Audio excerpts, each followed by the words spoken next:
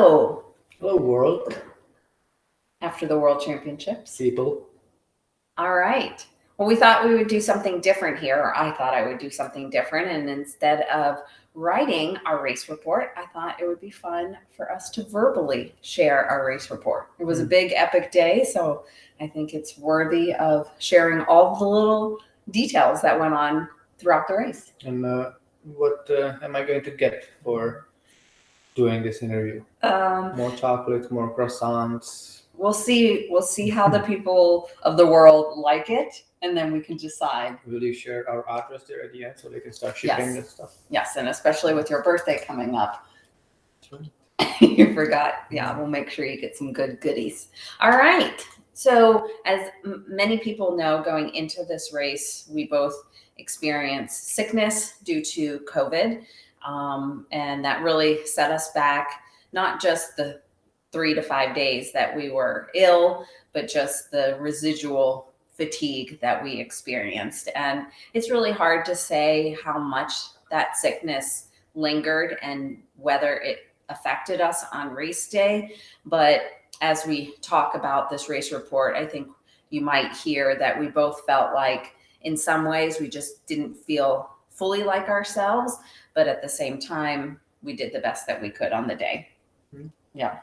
Now, going into this race, we arrived on Monday, and originally that's because I was supposed to race on Friday and Carell was supposed to race on Saturday, and then they merged the races together so we all could race on the same day. And throughout the week, I would say that I felt very heavy legs. I just didn't feel very good on race week. And that's kind of typical in races. You just don't really know how you're going to perform, and you just kind of have all these phantom pains and feelings throughout the week. But I definitely felt really lethargic. I was still coughing. I still don't have any smell. I can taste, so that is an improvement. I was also having headaches throughout the week. So I just definitely felt off all week. But I was still going through the motions, doing our workouts, and felt like I did a good job with fueling before the race. I've been eating Pop-Tarts, brown sugar without the coating, really easy way to get the calories in without having to eat a lot. So I felt like overall I did a good job with hydration and fueling and just pretty much everything that was within my control that I could control, from my attitude to my gear to just nutrition and training. I was just trying to do the best that I could going into the race. Yeah. For me, this season was very different, or had some obstacles. It actually started really well, and I felt pretty good. And then in May, after breaking my hand and make some damage to the nerve, still there's some ongoing stuff happening. But I was just happy to be traveling again to the race and being able to do that. But I just never really was able to put myself into that kind of like that race mode, like I'm doing a big race. I was not nervous, not a tiny bit. Usually I'm pretty good with my nerves, but it was just kind of like the night before the race, I slept like a baby. Like there's absolutely nothing going on the next day.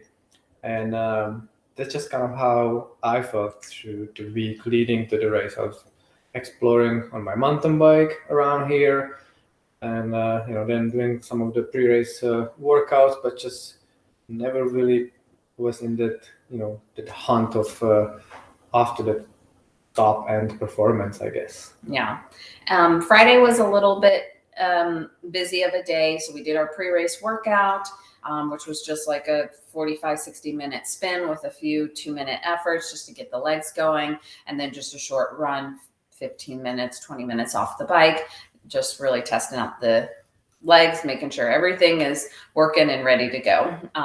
Everything is familiar, we like to tell our athletes, so we just want to keep things routine and familiar to the mind and body. After we ate, we then had spent the next 2 hours checking in all our stuff. So we're kind of in central in Washington, Utah. So we first went to the bike check-in, which we had a really long wait in line to get all that done. So we probably spent over an hour there. We checked in a little after 11, and I guess that time was a very popular time. So we checked in our bike, kind of walked through the transition area, looked at the swim start, in and out as quick as we could. Then we went to the town, dropped off our run bags in the town. Both of the bags we didn't have access to on race day. So once you drop it off, you don't see it again until the actual moment that you need to grab the bag. We both had our nutrition in our run bags, and we just put powder in there so that we could fill it up with water. Or I had powder in my flask and fill it up with water. You had practiced with yours, so you were good with your. Yeah, one flask that was filled up with just electrolyte drink, so there was nothing to really get spoiled. If anything, it would just be warm electrolyte drink, but that was okay with it. Yeah. And then the rest of the day, we just kind of had our feet up. We did most of our eating earlier in the day. So by 5 o'clock, we were kind of, done with the pre-race fueling. I just watched some funny stuff on Netflix and just kind of relax my mind. And I would say around 7 o'clock, I started to, get a little more sleepy. And I think by 8 o'clock, we were asleep. Mm-hmm. Yeah. So race day morning was kind of nice because we didn't have to wake up super, super early. I had just done Lake Placid a month or so ago, and that 3:45 alarm was super early. So it was nice to have a 5 o'clock alarm, and which is still early. Yeah. Let's be honest, it's still early. Yeah. So we just stuck with our typical routine: coffee. Eating our pre-race meals. You usually have oatmeal. Mm-hmm. I have bagel with peanut butter, jam, granola, syrup, all that fun stuff. And then afterwards, kit up and we both go for a little jog, not together, but on our own, so that we can just try to clear everything out in our system, go to the bathroom. I did some foam rolling and we both left at different times. Thankfully, Zach, who is staying with us, the husband of Ashley, who is racing, he was able to shuttle us or shuttle you to the race venue with our athlete, Alvi. So you guys left at, what time did you guys leave? 6:30? Yeah, I think 6:30 you guys left, and then we left about 6:45. And really that's because your wave started at 8:45. My wave started at 9:10. I think that worked out perfect. I didn't feel like I waited too long at the race venue, but I also didn't feel like I was rushed. So I felt like it was a perfect amount of time. It was about a 15-minute drive to the town. I had to wait in line for probably about maybe 15-20 minutes until we actually boarded the shuttle, which actually worked out well because by the time that we got on the shuttle, the race had already started. So I pulled it up on my phone and watched the race, and that was kind of fun for the 20+ minute ride out there. Did you have to wait? When we get to the downtown, I saw this endless line of people. Did you freak and out? I was like, whoa, that's unreal. And then somebody said, oh, this is just a spectator line. You guys can go forward. And so we basically just bypassed everybody, and then we catch that the bus was just arriving, so didn't have to wait at all. And they basically were calling like any male athlete there, because I was in the very last male wave. So we got on the bus, and there were already some female athletes on the bus as well. And then the buses took us this scenic route, which for me, it was kind of, I knew that it was going to happen because I've done this regular 7.3 race here 3 times before, but it always just bugs me that I know that there's a faster way to get there, and they just go around and around and around. Yeah. I have to say that Ironman did a fantastic job, and all the volunteers with the pre-race setup. Everything was very well organized. The bus situation was very well organized. It was nice that spectators could also go out to the race venue on race day morning. So everything went really smoothly. Once I got to the race, I actually saw you jogging. And when I was getting off the bus, and I was there with a few other Tri-Marnies, I got a ride with Ashley with Danielle's husband. So he took us down there and dropped us off, since Zach had already dropped you off. And then when I saw you, you told me that you checked my bike. We were all... I pumped your tires, not just checked your bike. Like, it's pretty... You checked it out and pumped the tires, which I appreciate.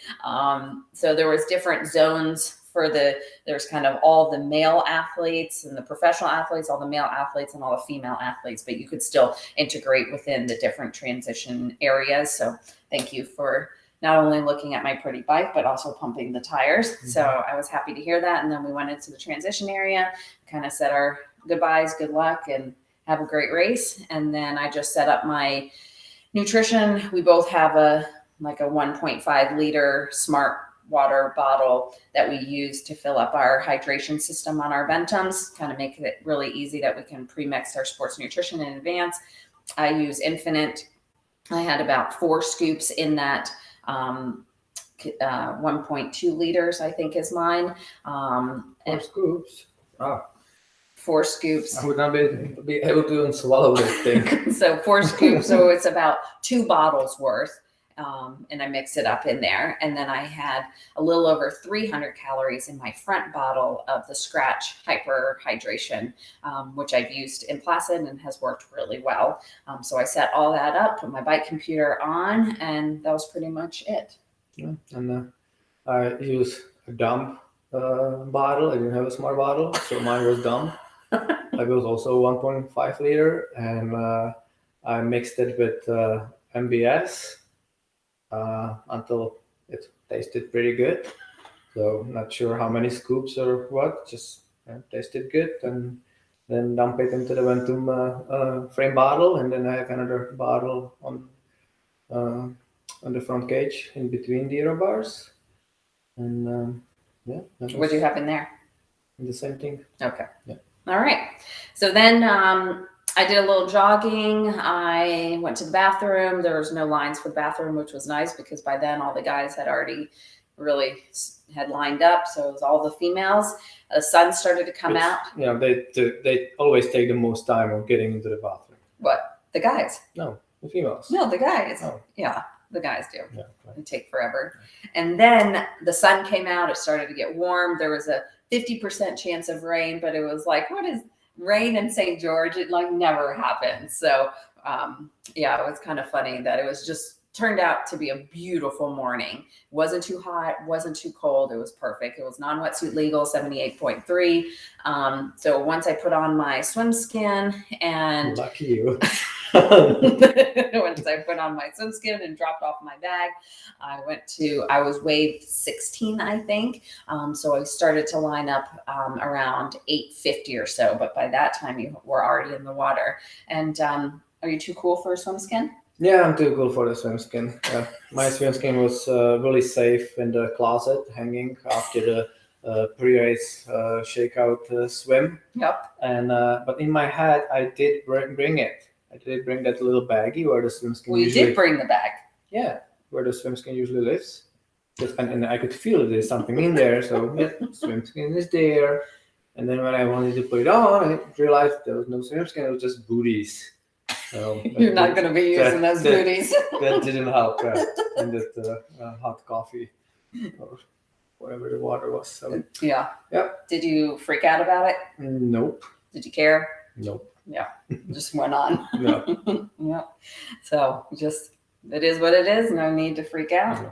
And you just swam anyways. Yeah. So I waited in line for probably 15 or 20 minutes or so, but it seemed to move by fast, which was really cool because as we were corralled, our wave of 35-39 was corralled there, we could see the men coming in. So I was looking for some of our Tri-Marnie athletes because we had 20 athletes racing. So it was really neat to be able to see those athletes and hear some updates from the pros on the loudspeakers.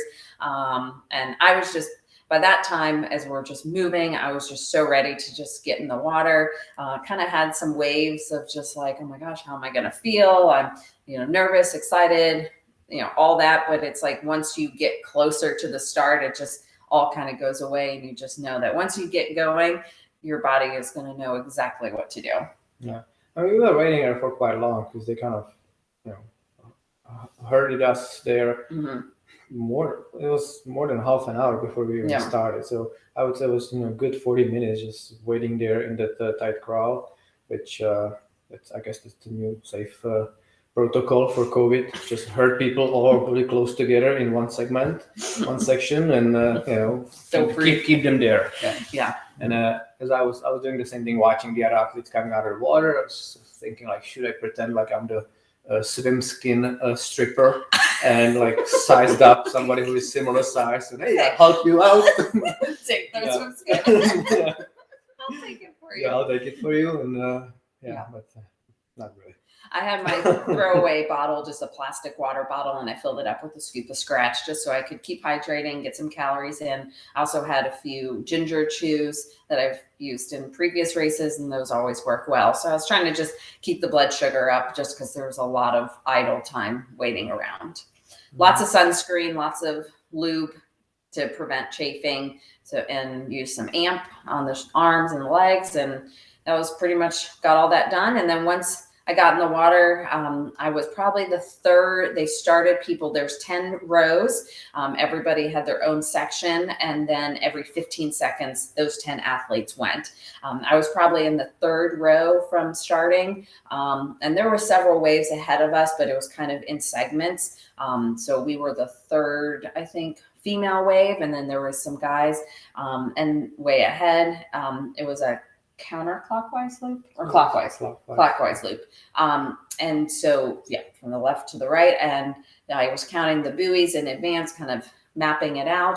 Once I got in the water, I felt great. I just felt like I was really moving through the water. It was nice because we could swim on either side of the siding buoys and then just go around the turn buoys. So I was really focused on where the clean water is, moving through the field of athletes that were ahead. And I felt like overall, I never really got stuck with people until probably the backside. We had the timing buoys in the middle, so swam through them. I didn't feel like it was chaotic there. Were you okay to side or because of the sun, or was the sun already more higher up? At that time, the sun was not in our eyes. It was for the practice swim, but at this time, it wasn't in our eyes. Yeah, I couldn't really see much. It wasn't that low, but it was still good that it wasn't that easy to navigate, especially the first few buoys heading out. Then it was a little bit better, but yeah, it was kind of uneventful. Yeah, I really just focused more on trying to position myself where the siding buoys were, and instead of just focusing on that turn buoy, just trying to keep myself as close as I could, but also focusing on the clean water. It did get a lot more chaotic on the way back because there was more people to swim through. So at that time, I felt like I had to do a little more zigzagging. But I felt like I swam really strong. I was hoping to swim a little bit faster. I never knew my time until I finished because I don't wear a watch. I didn't look at the finishing clock. So I really didn't know my swim time at all. I just felt like after the fact, it could have been a little bit faster, but I gave the best that I could. I really hustled out of the water. I ran hard up the hill, was trying to really be smart with everything that I was doing when there could be free speed. So the transition area, I really tried to, I was thinking about what I was going to do as I was running there. I grabbed my bag, I sat down, and I took my timing chip off because I had my full compression socks. Just stick it in my mouth so I don't forget to put it back on, put on my socks, put on the timing chip, put on my shoes, helmet. And I felt like I had a very quick and efficient transition area, sprinted to my bike, ran out with my bike and jumped on. So I was really happy with my transition area because I felt like I learned a lot from Lake Placid. Definitely had some wasted time in Lake Placid, and I wanted to do a lot better here.